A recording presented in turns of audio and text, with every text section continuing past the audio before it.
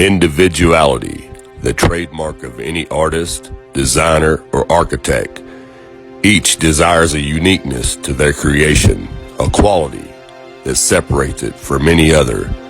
Man naturally has this individuality, his fingerprint.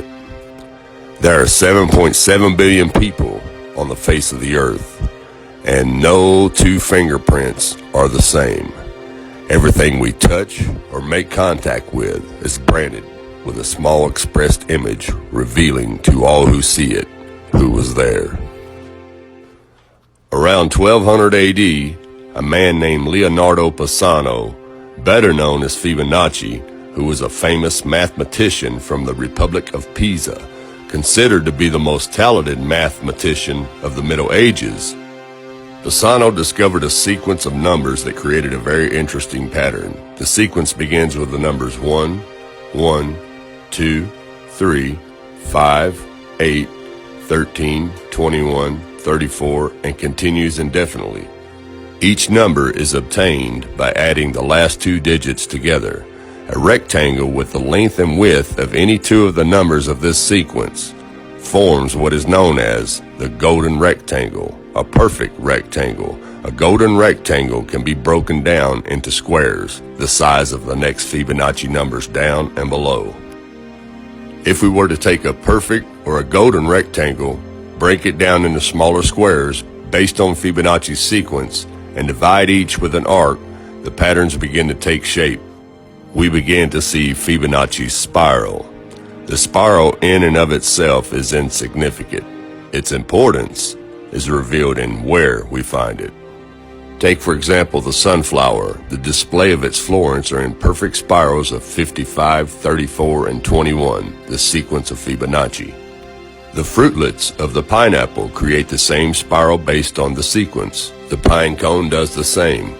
As currents move through the ocean and the tide rolls on to the shore, the waves that bring in the tide curve into a spiral that can be mathematically diagrammed onto a plot at the points 1, 1, 2, 3, 5, 8, 13, 21, 34, and 55.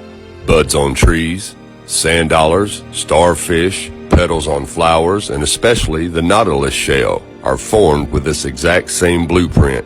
With each segment of growth, the Nautilus adds to itself one more value on Fibonacci scale.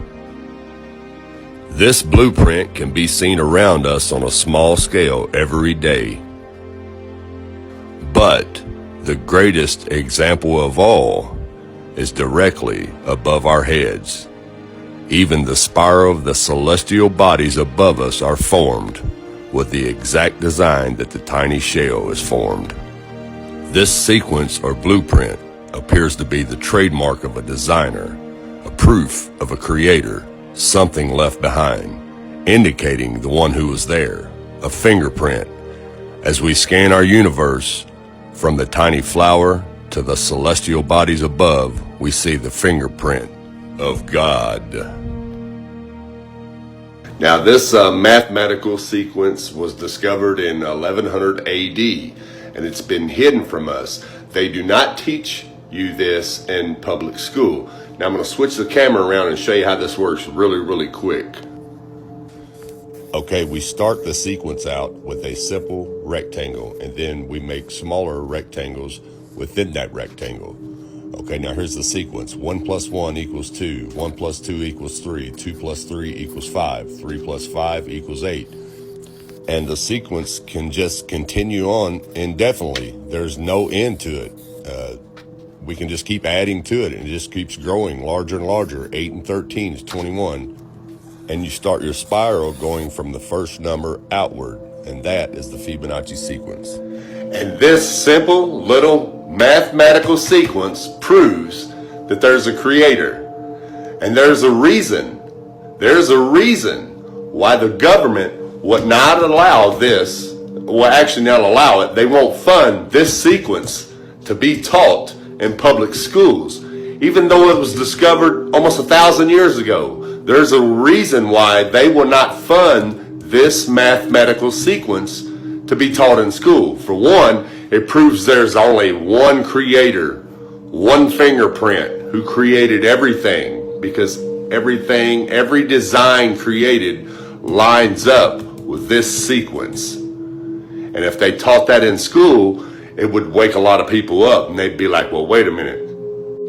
Everything on Earth has this same mathematical design, all the way down to our own DNA. You see what I'm saying? It would kill evolution theory and it would kill the Big Bang theory. That's why this is not allowed to be taught in the public schools. It's time to wake up, people. Thanks for watching, and God bless.